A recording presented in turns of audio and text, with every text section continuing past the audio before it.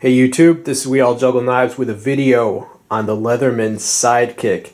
Yes, I'm going to give you an overview, but I'm also going to discuss what we can learn about multi-tool design and the multi-tool market from this model, which is really quite a fascinating case study for those interested in that topic. First, let's orient ourselves as to the size of the multi-tool we are talking about.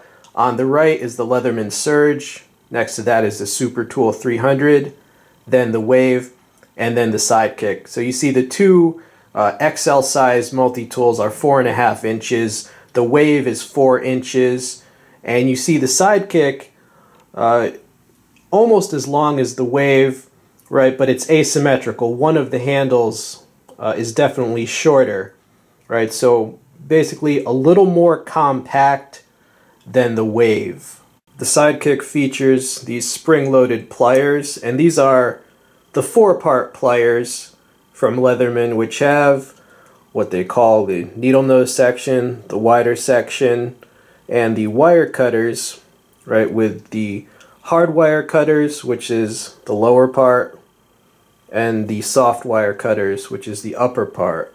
The Sidekick has two tools which you can open one-handed.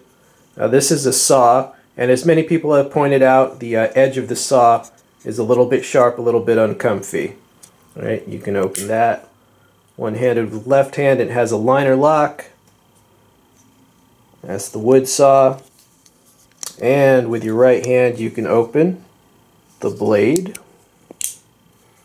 It's a plain edge blade, hollow ground, 420 HC stainless steel, and the fold out tools. Now these all fold out from the inside of the handle when it is in the closed position, so not accessible when it is in the closed position. You have a combination bottle opener, can opener, with a wire stripping notch there. You have a lanyard loop. You have a fully serrated blade.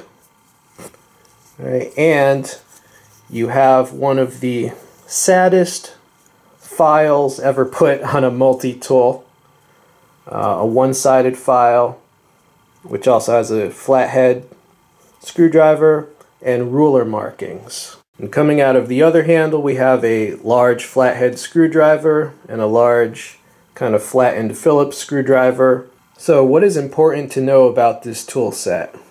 Well, it's cool that you have immediate access one-handed to a blade. They've chosen to go plain edge instead of the mentally challenged combo edge, which I completely agree that it's better to just go fully plain edge. They give you a pocket clip, right? You don't have to buy it separately like with the Wave. That is very smart of them.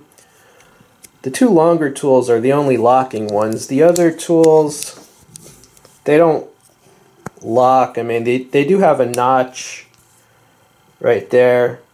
It will hold it there with a little bit of friction, you know, until you push it and overcome it. So those are non-locking tools. And other things to note, it does not have scissors, it does not have a reamer, and it does not have small size or micro-sized screwdrivers.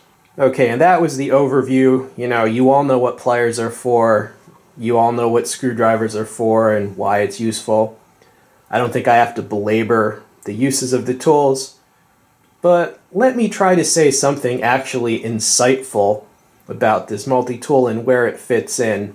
You know, if you were to compare the Leatherman Sidekick on paper, you know, like the lists of the tool sets on paper, to the more expensive stuff such as the Surge or the Wave, you would think that there would be no contest at all. You know, if you look at the tool sets on paper, stuff like the Wave and the Surge just seems to completely blow the Sidekick out of the water. But what I'm here to tell you is that that might be how it looks on paper, but in the real world, the Sidekick is a massive success.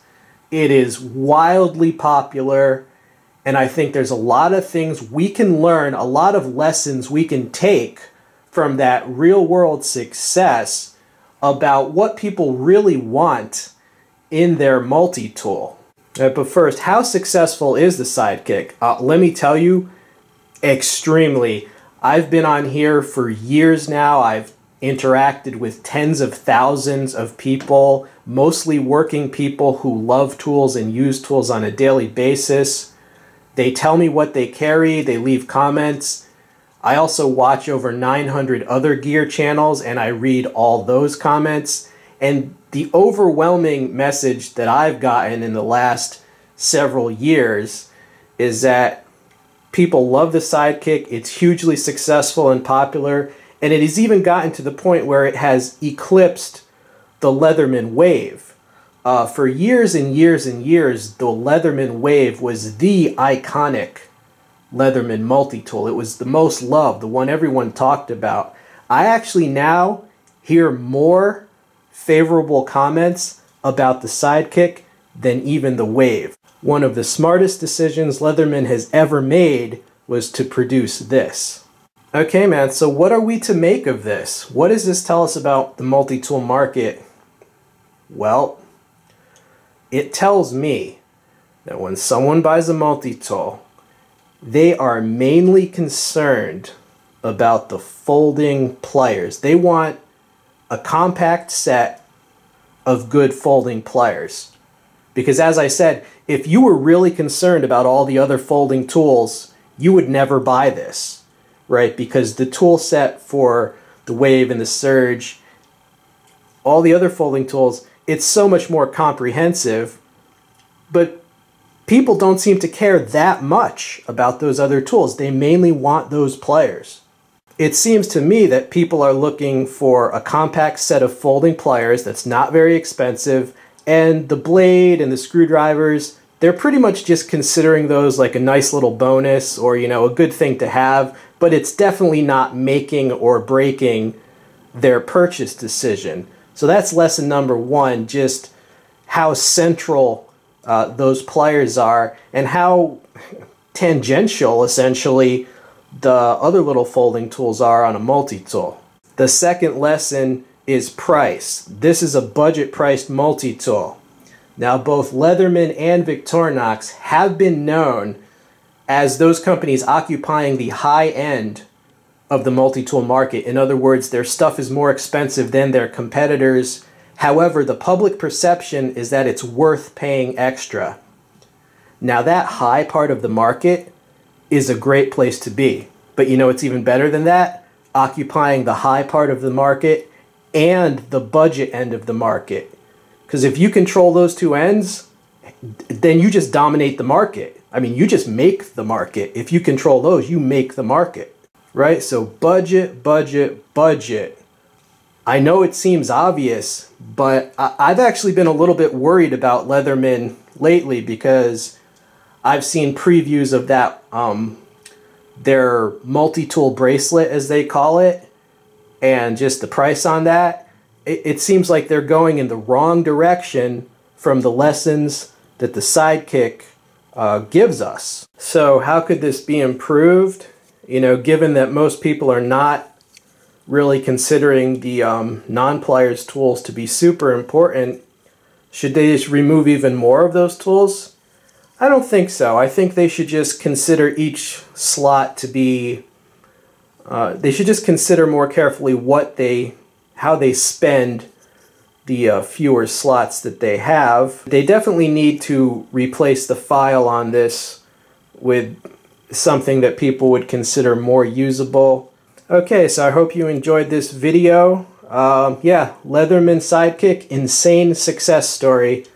I know many people who have both a Surge and a Sidekick, and they do tend to carry the Sidekick more because it's easier to carry, comes with pocket clip, and because of its budget price, they're not afraid to take on jobs that might be halfway misusing the tool, maybe a little bit risking the tool because of that affordable price. In reality, this thing has proven itself in the battlefield of the consumer market.